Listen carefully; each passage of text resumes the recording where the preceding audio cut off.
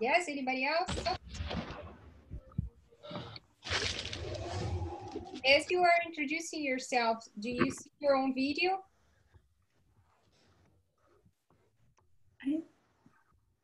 Nope.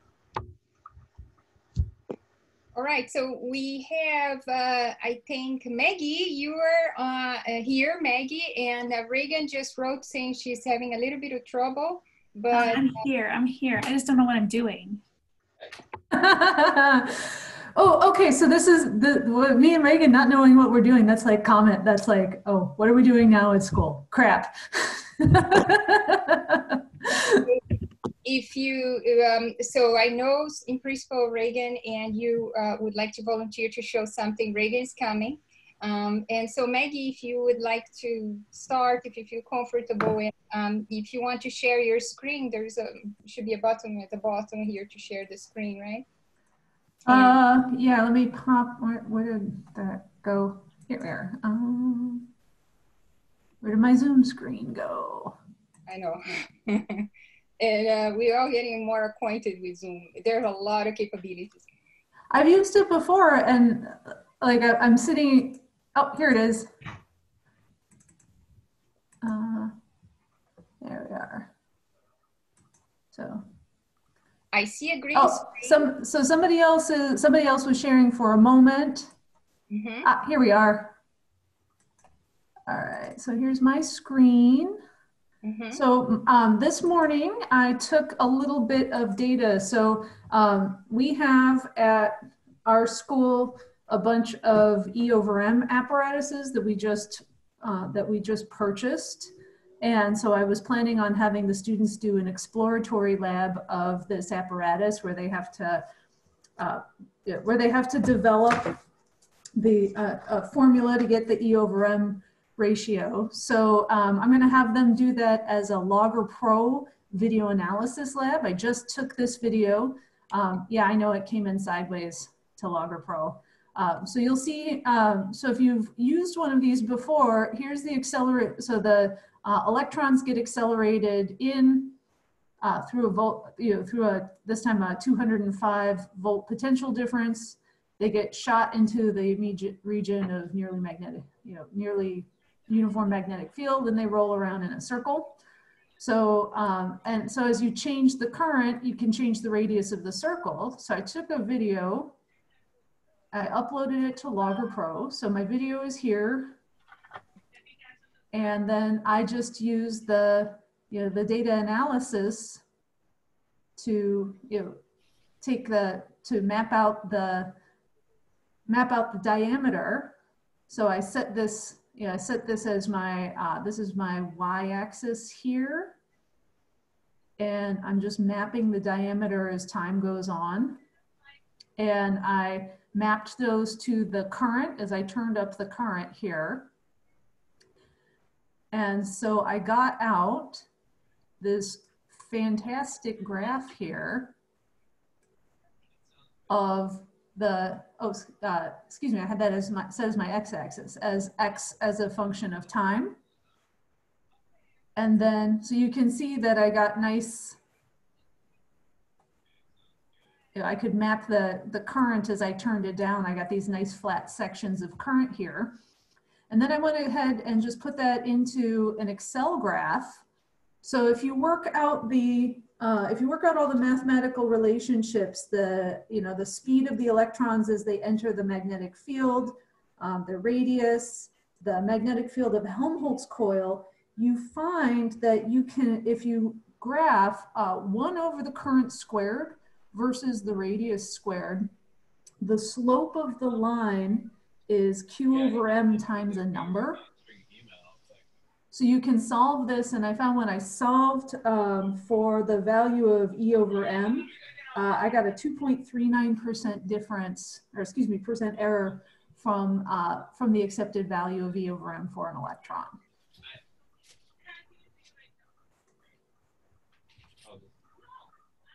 So pretty, and if you've used the video analysis in Logger Pro before, it's a pretty straightforward thing to do. It's I'm going to have my Physics 203 students do this. So this is the 3rd semester of the calculus-based physics at Harper. And so my goal, and I've started writing the lab for this, is to have the students derive this relationship and make the graph. All right.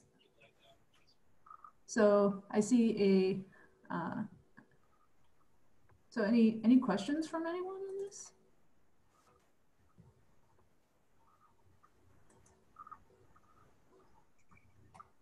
I will have to do that lab too. And I will have to either steal your video or or get your video or I will have to record it myself. And I like the idea if the students can make the measurements in the video so that I don't have to fully provide a initial raw data table for them. If they can collect, that's what I'm doing with the RC circuits as well. I'm recording that with the 2 voltmeters and a timer.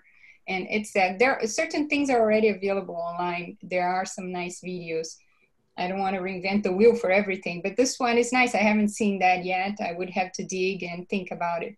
And especially concerning with the fact that now they are saying that we won't have access at all to the campus. And although I picked up some equipment from the school, there's a lot of equipment that's still there. And yeah, I'm perfectly happy to share that video with anybody who wants it for any of their classes. That's fine. And I'm doing up the write-up right now, although I don't really need to, don't have to do it for a little while for my students. They've got a couple weeks till that. I'm gonna get up for a second because I want to show you my fancy, the fancy tripod my son built for me to do this. My son's a bit of a Lego fanatic, so he built me a tripod to hold my camera. We're such dorks here, but that's all right. We're among friends, right? meanwhile, Reagan, I saw that you're online already. Hi, Glenda. I don't know how to talk. Is this working? If Yes. I just talk? Okay, fantastic. Yes. All right. Let's see. Hey, Sherry. I'm gonna share my screen and see if that works. So Maggie, you can share your tripod view soon. Let's see what Reagan has to show us. Thank you, Reagan. Thank you, Maggie. All right, I'm totally new at this Zoom. I'm a Zoom noob. Okay, here we go. So I think this is working just fine. I just wanted to do a quick introduction of Pivot Interactives. So with the help from Peter, who's kind of built this over at Vernier, this is how I'm doing my labs online. I already teach a few classes that have part of the labs online. And so this is what I've been using. And so I just, a quick tour of Pivot. First, it's $10 a student. You can either buy them for your students or you can have your students purchase that. And it's for 6 months. So it's called Buying Seats. And my college purchased the seats for us really fast. It took about 5 business days to get that set up. And they have all these library of different labs. And if you click on subject, physics has 191 different little online labs that you can work on. And here's all the huge amount of stuff. So I found for my algebra-based physics course, I was, hanging out in the waves, fluids, and thermo section for the rest of the semester. And so you can take a look. It's free to set up your own account, just kind of look around. But I want to show you one that I've assigned my students. And this is I teach, again, a physics for poets class with lab, so like a gen ed physics. And this is a real Atlas rocket launch. And what's really cool about Pivot is maybe you'll hear the countdown. 1. This is a real video. Main engine start, 0. And with a real crow. Okay. The Atlas V. Okay, so you can watch the rocket launch, and what Pivot has are these tools that you can put on top of the videos, and they have videos using things that I don't have access to, like real rockets. And so that's what makes it better than what I have in the lab. But you can have this video, you can work with a timer, and basically in this activity, I have the students create a velocity versus time graph of this launch and find the acceleration from that, and then tell me what the acceleration should be using their kinematics equations.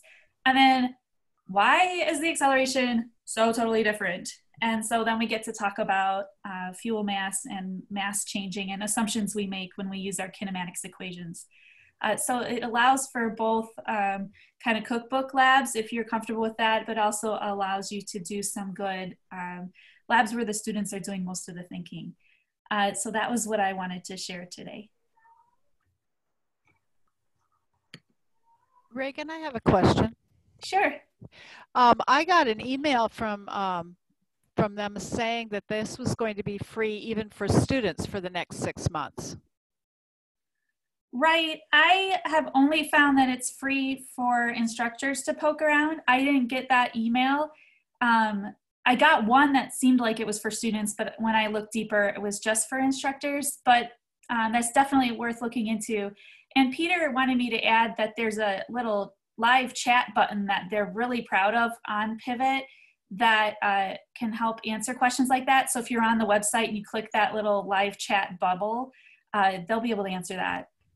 I'm going to throw something in here. I've been using Pivot also, but on the free account. You can use it free for 60 days, but the students, it's free for them too. So once you make a class, like anyone that you invite to that class, it'll keep it open, but just for 60 days, it looks like. Because I've had people come in and try it, and it works. But again, everything is just free, but only for 60 days. But that'll get me to the end of the semester, and probably other people as well. Yeah.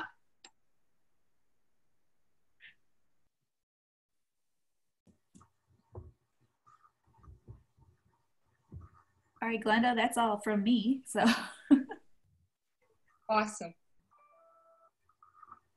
Anybody else would like to share what they're doing these days?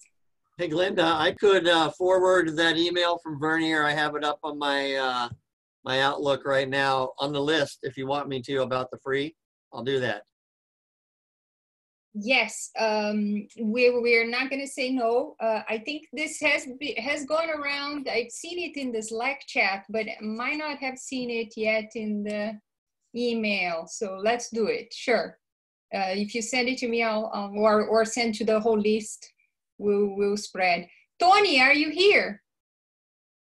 Tony Musumba? No? Yeah, Tony? I'm here. What's going on?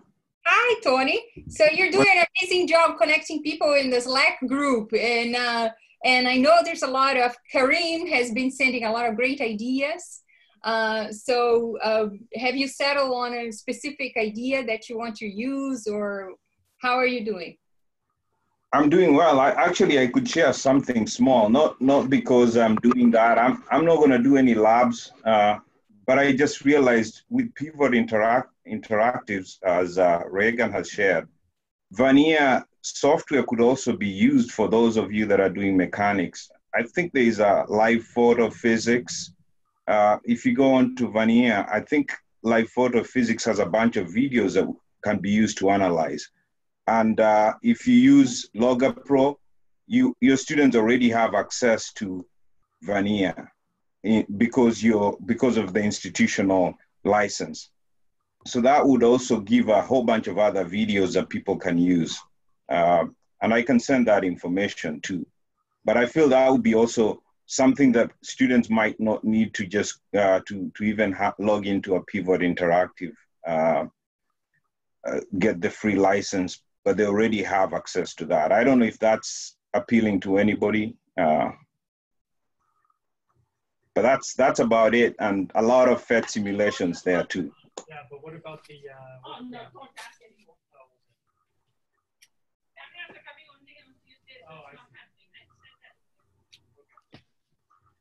Is there a question there? I think that was background noise. Background noise, okay, cool. So how's everybody doing concerning labs?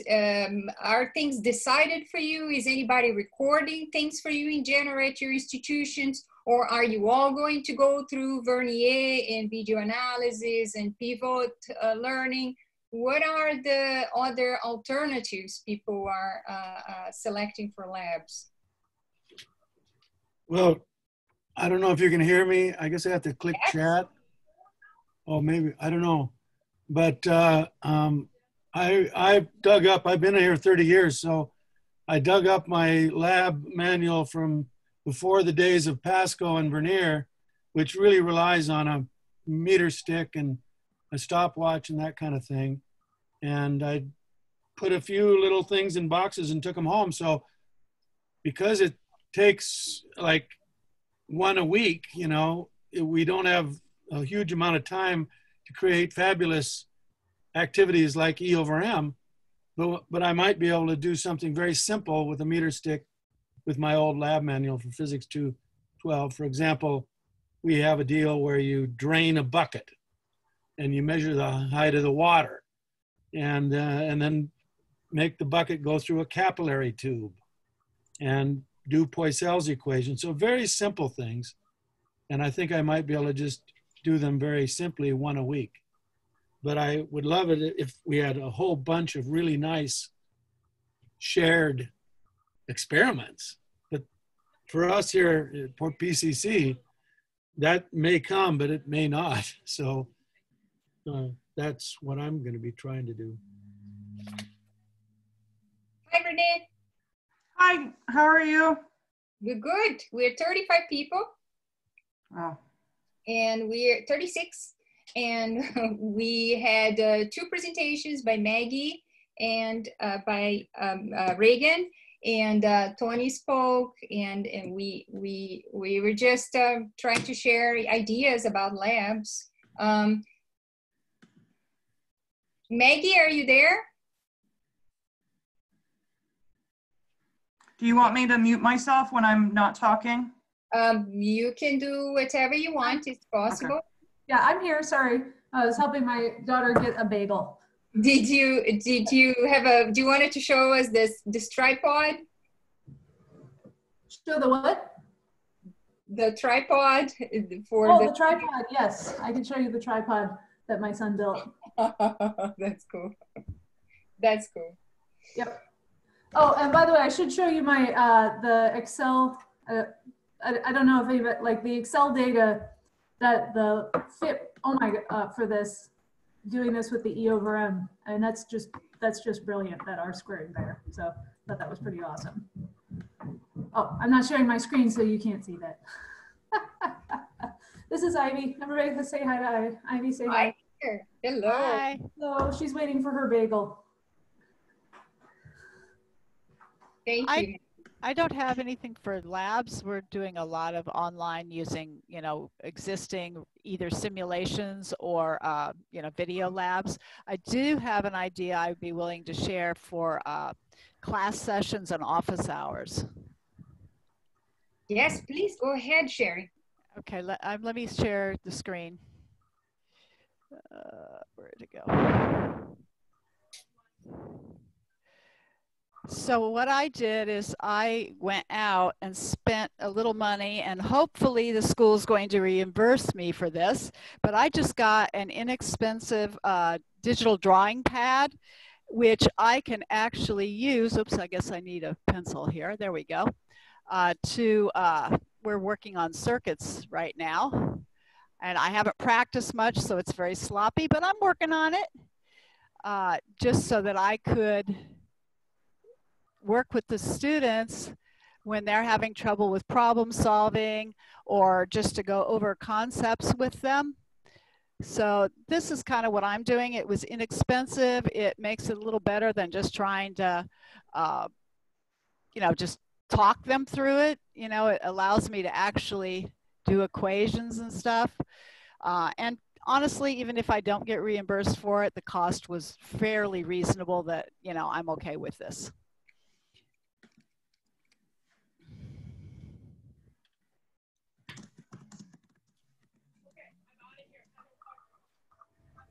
Thank you, Sherry. That's great.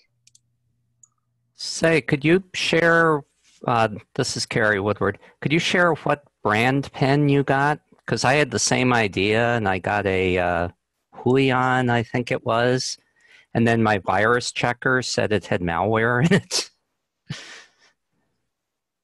Oh, joy. Yeah, that's much better than my handwriting. I haven't practiced enough with this one, but I'm using UG.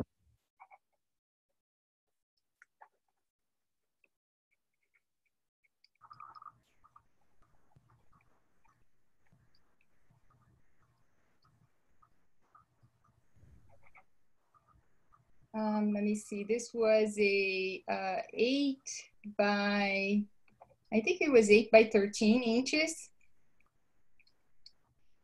Yes. So yeah. Here. I have a UGEE, and it was about the same price, yes, and 8 by 13 exactly. And I was just using the whiteboard. So Sherry, if you use I don't know how you're going to do the presentations for your students, but if you, for instance, use Zoom, Zoom has this whiteboard. When you share the screen, the whiteboard option just smoothens the lines, right? So things don't look so jagged. And if you use, for instance, Blackboard Collaborate, it will also, inside, it also has this whiteboard option. So if you are using any kind of software that has the whiteboard option, that is not just drawing, I know you can use in Microsoft Word and PowerPoint, they have just the drawing capabilities. It's going to be a bit jagged.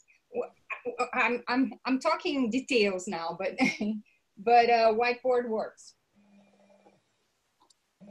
Linda, I sent an email to you from Ramon of the CUPE committee, who describes how to connect your iPad to Zoom and then use your iPad. That's what I'm going to do. His instructions were very, very complete. I haven't tried it yet, but I think I sent the email out to everyone from Ramon as to how to use your iPad to do this. Yeah. Yep. The iPad with the finger or with the pen, yes, you'll be able to do it. Or you have this board was 50, but there's a cheaper one for like 30, which is smaller, and we'll do the same thing. Yeah, this is a good option for teaching. Yeah, I have PowerPoint slides, but there'll be moments for recitation that I'll certainly need to stop and write. So I decided that yeah, either the iPad or this boards, they were a good idea. Glenda, this is Andrew Young from Casper College. Can you hear me? Yes. Oh, yes. Okay, great. So I'm hearing a lot of great ideas. I'm just typing them out as I'm hearing them, like where to go and stuff. But I was wondering if we could sort of step back and take a more global view as to the nature of online teaching as a whole. And basically, I just want to start off in the 5 minutes that I have. I'll try to compress a bazillion ideas, and I'll start just posting this in the chat. The first concept I want to bring up is the nature of the methodology. How do you want to do an online course? Do you want to try to maintain the same hours that you do on Monday, Wednesday, Friday, 9 a.m. to 10 a.m. and teach a lecture to Zoom to everybody, or do you want to do it asynchronously where you just have material that's ready, posted, and then the students can go and get the stuff on their own time and stuff? So methodology is the first thing an instructor would have to think about. The second thing is, what content do you want to have your students have access to? Now, you might have PowerPoints, and if you do, that's great. You can just upload them to your LMS and you're ready to go. Or you can use videos that's available online on YouTube or from your publisher or Khan Academy. Those are some other famous sites that allows you to have access to video content, so that if you don't want to make your own video, it's already there for you to have. The third thing I want to mention is the nature of assessments. So you can't collect homework anymore, all right? You can't, you can grab papers if you want to, but I'm sure it has, Corona. So if we want to avoid that, what do you have available? Well, if you have an LMS system, you can make your own questions on an LMS system and use that to help you grade stuff or assess, make exams and such. There are also publishers' proprietary electronic assessment systems, and you probably heard from Cengage or Pearson or McGraw-Hill, all those general publisher companies that have assessment systems available for you. Then the thing that we've been talking about quite a bit here is the nature of labs. And from Maggie's discussion of the video of the E&M apparatus, converted live labs. So what was once a live lab is now converted into a video or pen and paper form that you can access and analyze online. There's simulations. PhET is the most common one. Labster is new on the scene. Boxed kits, but again, you know, we're short on time, so usually boxed kits aren't the optimal way, but they are available if you need to. Next thing I want to bring up is the nature of communication. So you want to talk to your students? All right, well, how often do you want to talk to your students? Do you want to have virtual office hours? Do you want to email them weekly? All right, you want to still maintain and engage your students over the course of the entire semester that's remaining. So you are still alive, that you're a human being, that you can still, you know, be accessed, and, you know, people have questions, they can talk to you. And the last bit of advice in making your online class is, you know, just be patient with your students. They're going through the same thing as you are if you're new to this. And if you do stumble, you know, forgive yourself. Mistakes is going to happen and stuff. You don't need to be perfect. Just get a minimum viable product going. Perfection is the enemy of progress. Refinement comes after years of iteration. So right now we're just at like day 1 or day 2 of this experience. There's lots of options available and assets available, but don't suffer from analysis paralysis. Just pick one and go with it and see how it turns out. And here also ask for help. You know, you have all these colleagues around, and feel free to ask me or anybody else for any questions or thoughts on how to proceed ahead. So that is, those are my thoughts. Thank you. Wow, that was awesome. And you probably can expand a lot more in each one of these in the future. Go ahead, people. Go ahead. Hi, this is Tom Carter from the College of DuPage in Chicago. And I just want to remind everybody of something, and I suspect you already know this, but it also has to do with something that just made my day yesterday. Let me see if I can share my screen. Okay, let's see, is that going to work? So I hit share my screen. Can you see the clicker question I've asked? Not yet, Tom, not yet. Okay, so if you don't know, Macmillan has made Reef software, which is the software that turns a cell phone into a clicker. They've made that free, right? So you can contact Macmillan and they will give you Reef software for free. And so what I did is I attempted to mimic my, regular classroom, which includes a lot of peer instruction. And this just made my day yesterday. It's been a really rough week, but you can see the little clicker icon up here, the students. And so in peer instruction, if they don't get it right the first time, you have them turn and talk to themselves. And so they can't talk to themselves, but I have a chat room via Blackboard Collaborate. And so I asked them to talk amongst themselves, chat amongst themselves. And so you can see them over here in the corner, very happily chatting why their answer is correct. But this was something I wanted to bring up, and that's that the students themselves seem to be extremely clever on how to communicate, right? For example, my students are now saying, I want to use Discord, which is a gamer's chat room, to hold office hours. So we're going to try that. But sort of on this slide here, this just wrote the cockles of my heart. Tom, we can't see you. Can you see what this slide? No. So look, I'm talking into nothing. Okay, what if I bring that up? Now you see it? Okay, there we go. I'm sorry. Okay, so there's my little iClicker control panel. Here's all the students talking. But then one student, without any prompting from me, said, oh, I can take control of Dr. Carter's slide and use my writing tools to justify my answer. And so here is the student, instead of talking amongst themselves over on the right-hand side, just decided to draw in the magnetic field here. This was a clicker question about, which way is the induced current? And here he is drawing the magnetic fields into the screen, and it's either he or she is drawing the magnetic field. And so I guess my point was, one, you should know REEF is for free, and it merges exactly with your current system. If you've been using iClicker, it's seamless.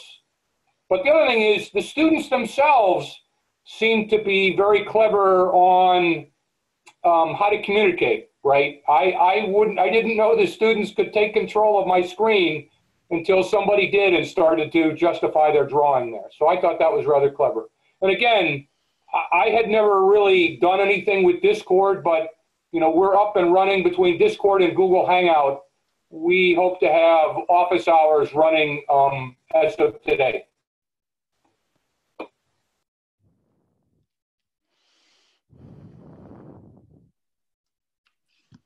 I have a question, if anybody has an answer about how to do exams.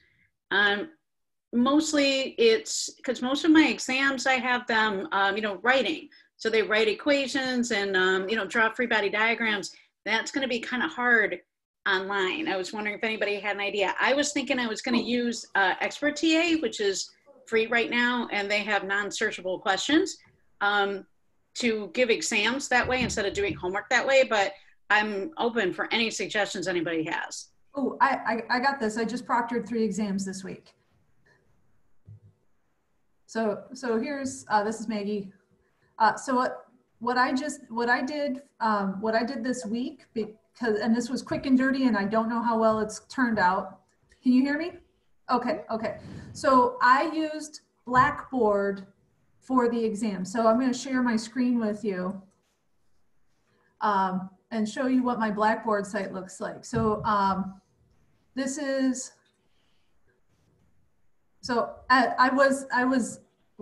while this was all starting up, I was literally finishing up proctoring an exam. So here's my Physics 203 site. I had all of the students come on to a Collaborate session at our usual class time. So our exams are on during our lab periods, which is 11 to 1 on Fridays.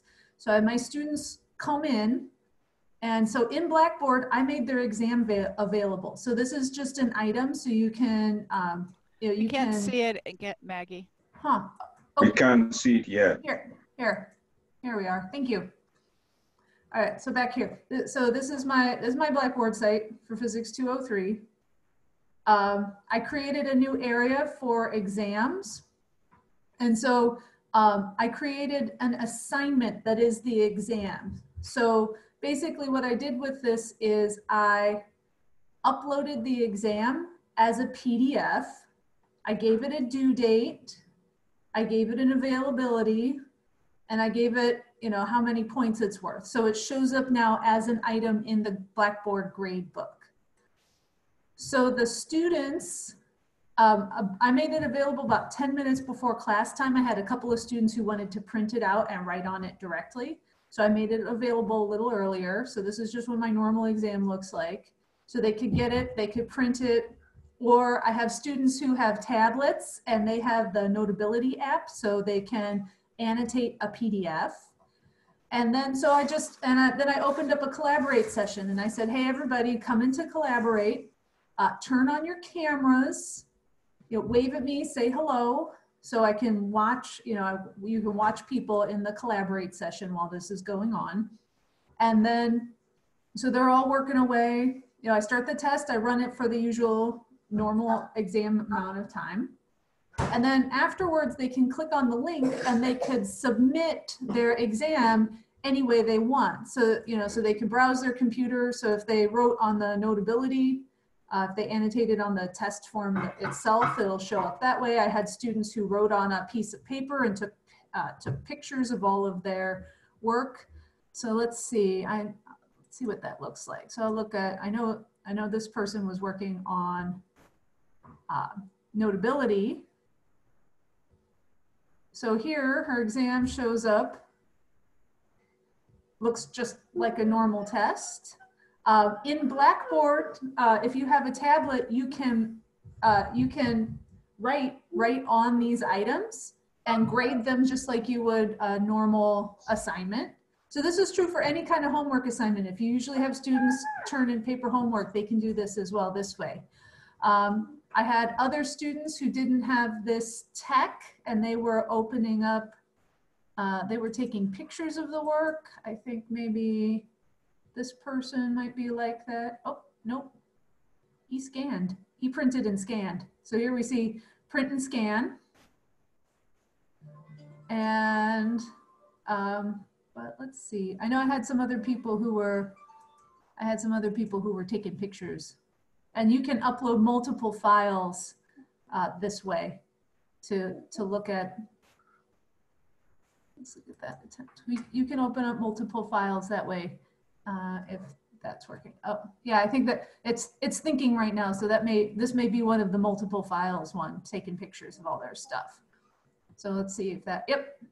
So they can also submit multiple photos. And can Miles read you a story? No, he's busy. Okay, can you give me a couple minutes then? Sorry everyone, it's nap time. I'm supposed to read her a story.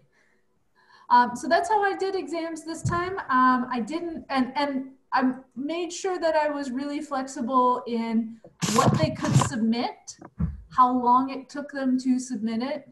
I had a student on Wednesday night who was having trouble submitting her exam for the night class, and it took her about a half an hour past the end of class time to submit it. So that's really, you know, this was my, as I said, quick and dirty solution how to run an exam on zero notice. We were closed last Friday, and I had exams all that. My first exam was Wednesday this week.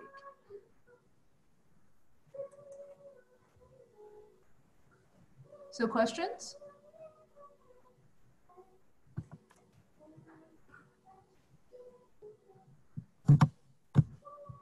Yeah, Thank you. I have a question. Quick question. So the time that you gave for the exam was just the total time of class. So you were sitting there during the time of class? Yes. Okay.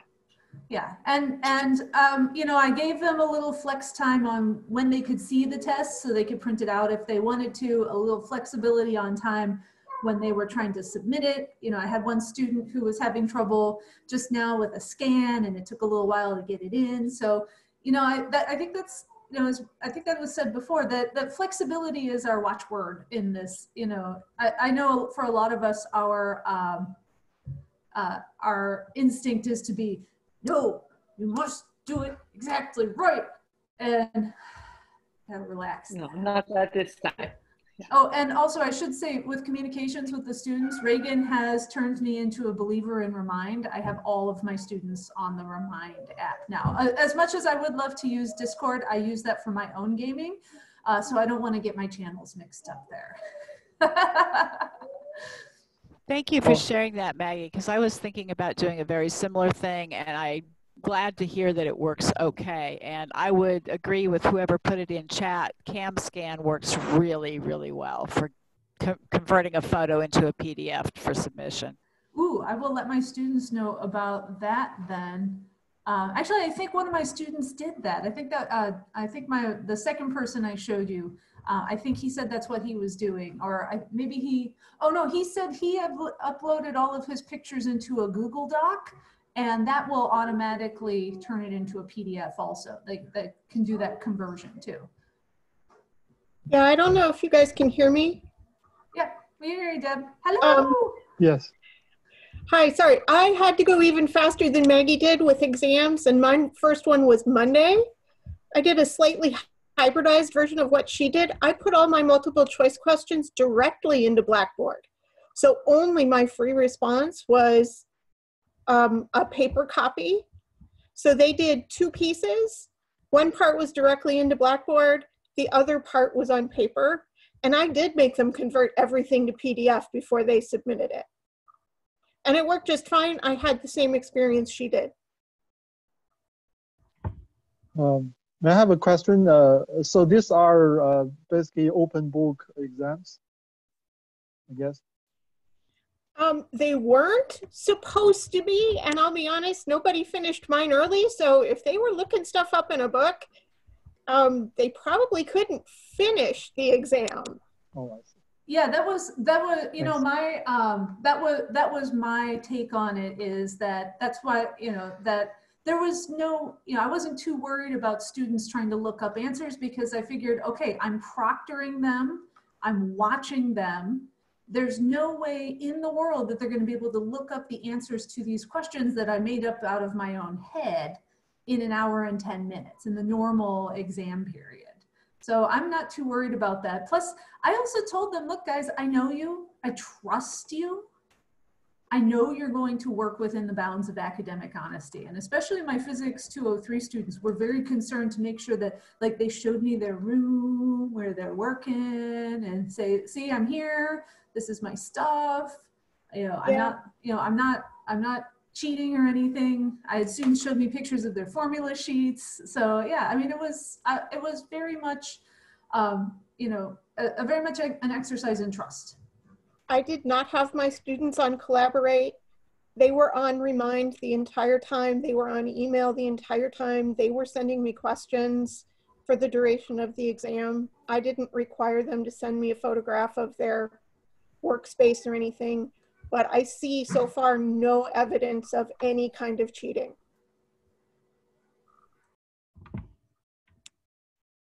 Thank you. Thank you.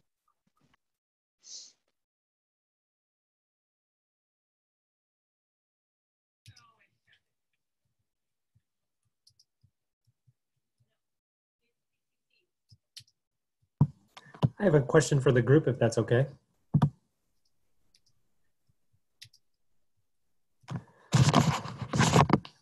My question for you guys is, how many of your students have actually shown up, especially in your introductory classes? How many? I noticed a few students not quite disappearing, but certainly not as present as they were when the room was there.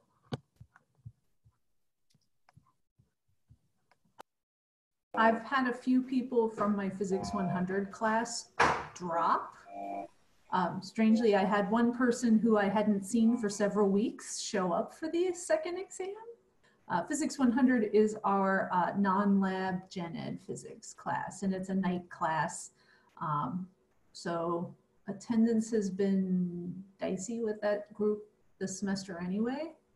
But I've had several people, I've had a couple people drop, but for my 2 engineering physics courses, everybody's been there, everybody's been present. It's been, you know, they've been very, very good about joining in and doing the work. I haven't been as lucky as Maggie. In my engineering courses, I have about 27 students in a section, and I think about 20 of them show up for the lecture, and we gave a quiz yesterday. 22 of them took the quiz. So my impression is, you know, five of them, 20% have just said, I'm done with the semester.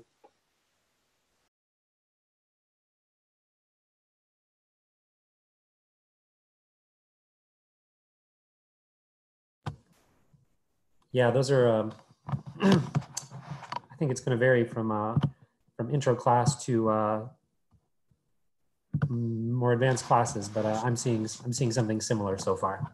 Thank you.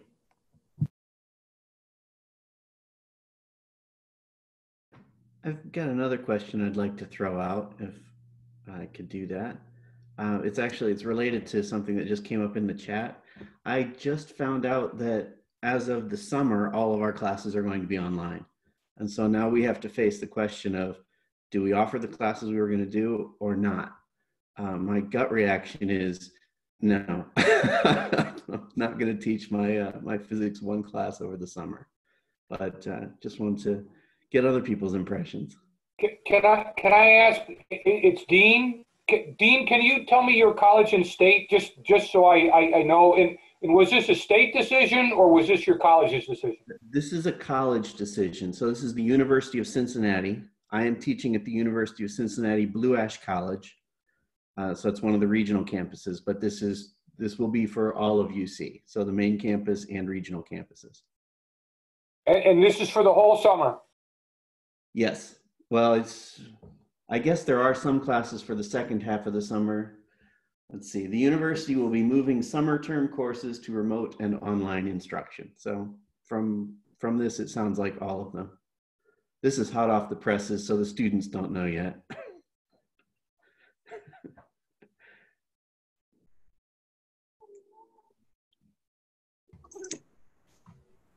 Well, what I can say is at least you have a bit of time to think about it, but I know you want to probably get people, get the classes in the registration system.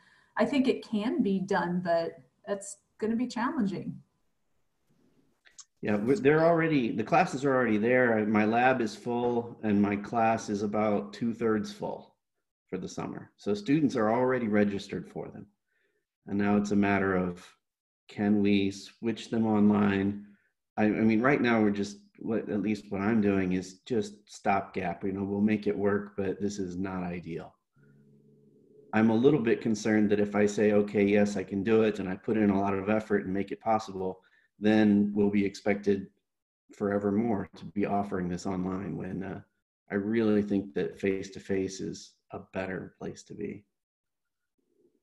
We've been told to plan on the possibility of classes being online during the summer, but no decision has been made. But like you, we are registering starting tomorrow. No, starting Monday. Where I am, there's a real fear of whether or not that everybody's going to be able to transfer them. There are already, some of the 4 years are saying that they're not going to transfer the classes if they're online, because it's, that it's not something that we have in our agreement. And so I'm not sure about what's going to happen in summer. Yeah, my understanding is that in Ohio, it's called the Ohio Transfer Module. If students take a specific class at our college, it's guaranteed to get into any other state college throughout Ohio or university. But it specifically says that the labs can't be online, can't be simulations.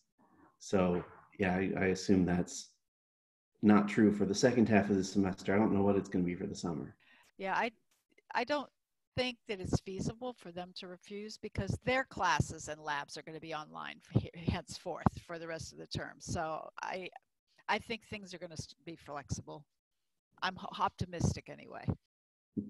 I've been told, I was talking to our nursing professors. I was on campus the other day and I saw some of the nursing faculty, and at least for this semester, they've done stuff, so they've canceled all of the nursing practicums.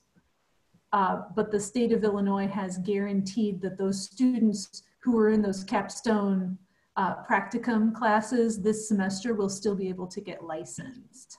So they're I'm seeing flexibility in these sorts of educational requirements. I mean, that makes sense anyway, because we're gonna need those nurses real soon.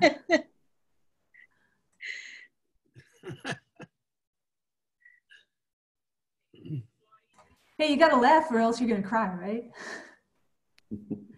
When Also, you're smiling. Also, the four-year universities are in the same situation themselves. So I wonder, how they deal with it.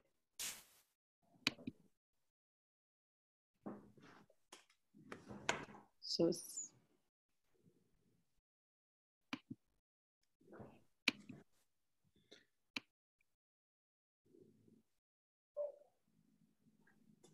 Okay, well, thanks for talking through it with me. I created this question. I don't know if you can hear me right now, but I created the question about whether this situation will persist after this curve gets flattened and we're all back to normal. I think we all should join together and be very serious about opposing online labs until we get enough time to develop those great online labs like the E/M thing we saw earlier, because there's nothing like touching an electrical circuit or heating up a calorimeter specimen. I personally think we don't want to degrade the labs at learning at the last AAPT meeting, we had a session on the role of makerspaces and the types of things that we are teaching students that are very useful when they go on to graduate school and industry and so on, engineering school. And you're not going to get those kinds of learning experiences from an online lab. So I'm hoping that we will resort back to the way it was when this ends.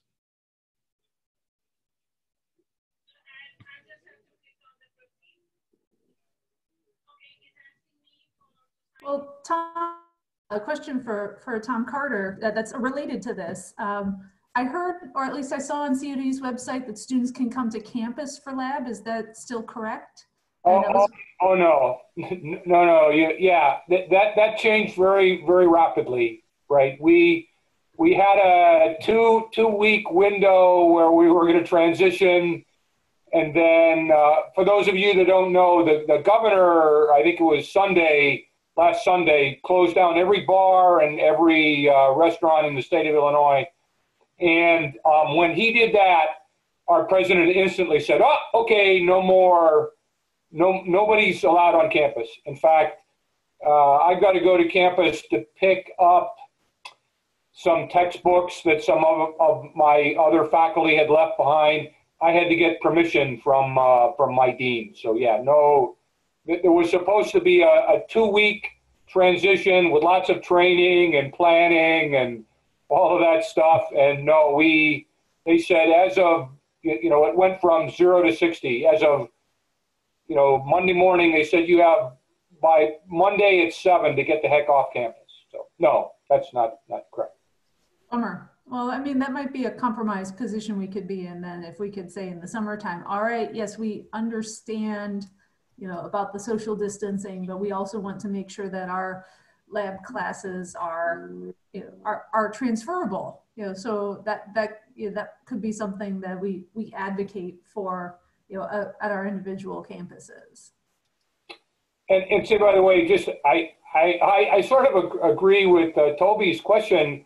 I got a lot of stuff to worry about in health of students and everybody, but in the back of my mind, I am sort of saying, is some dean, some vice president going to say, hey, Tom, you taught all those classes online with all those online labs during that crisis. Well, why don't you just do that normally, right? And I am, that's something I file away to think about later. I don't know, there's been a lot of discussion here that they've been very clear, especially with our union, that these are not, I don't know, I want to put it good online classes, but just to keep in mind, this is like an emergency sort of thing so that people don't look at our success rates and think, oh, good, now they can all do online classes. So we've been very specific about it from the beginning that this is not excellent instruction. Is that a good way to put it? I'm not sure. But that's, yeah, but we've been talking about that because I have that same fear.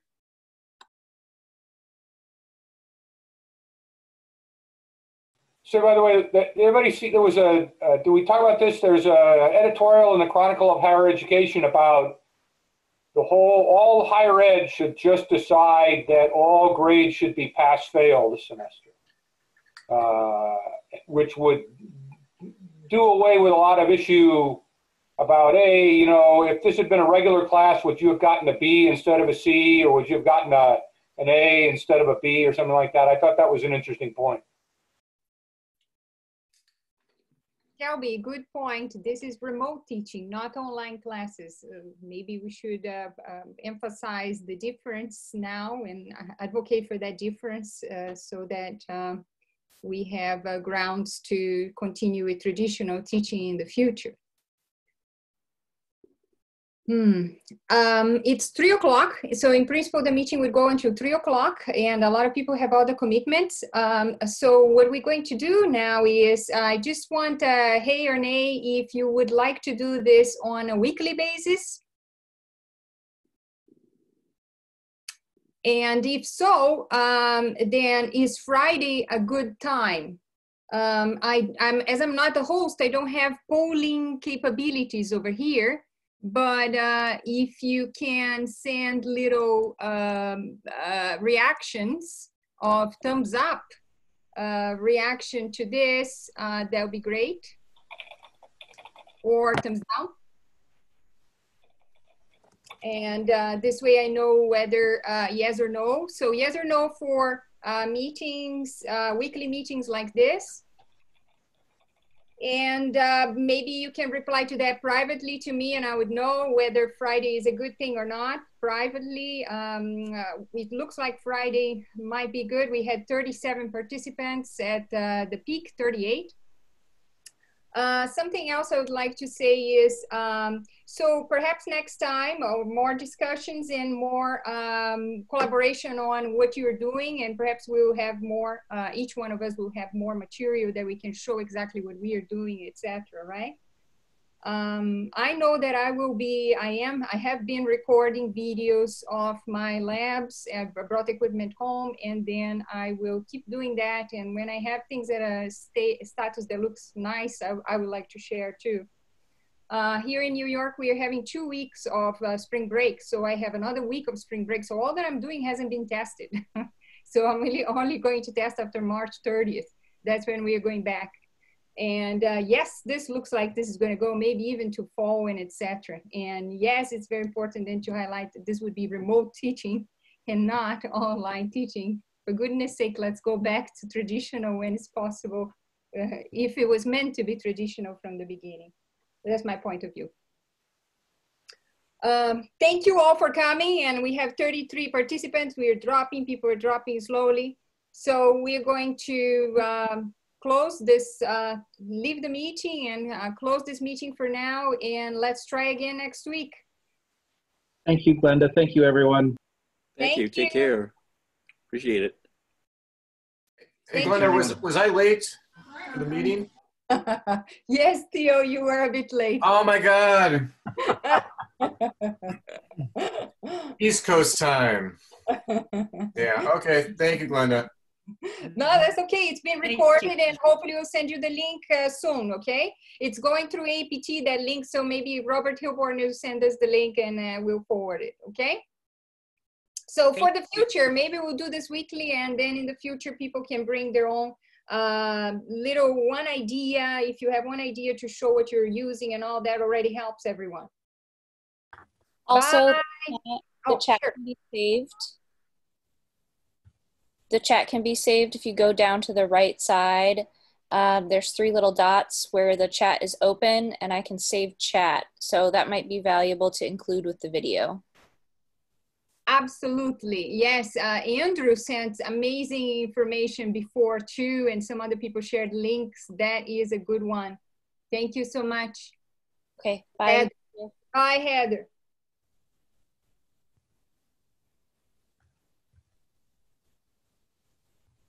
Hi, Glenda. I have a question. This is Furuzan from Santa Monica College.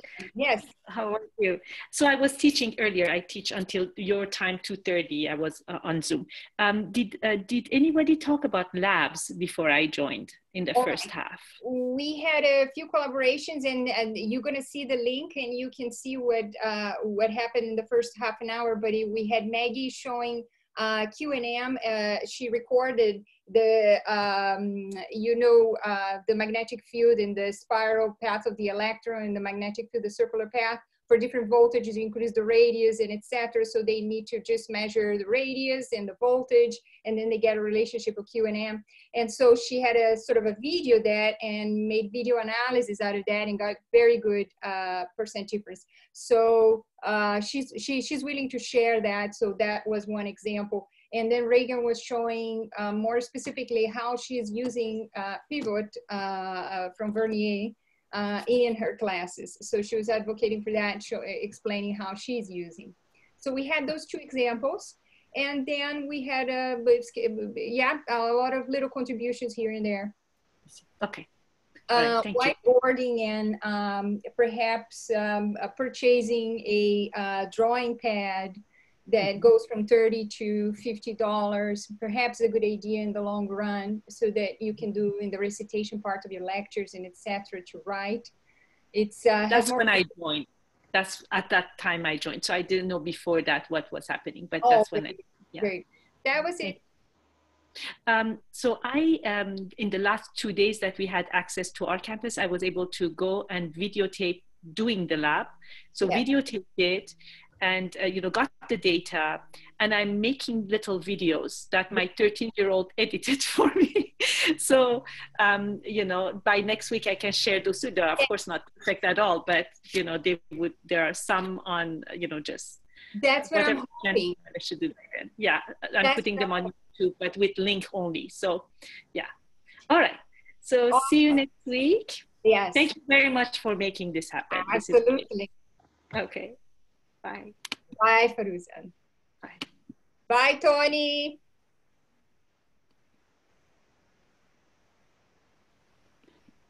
Bye, everyone.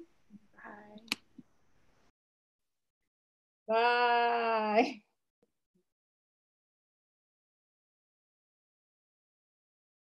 Bye, Tony. Bob, this was great. Thank you.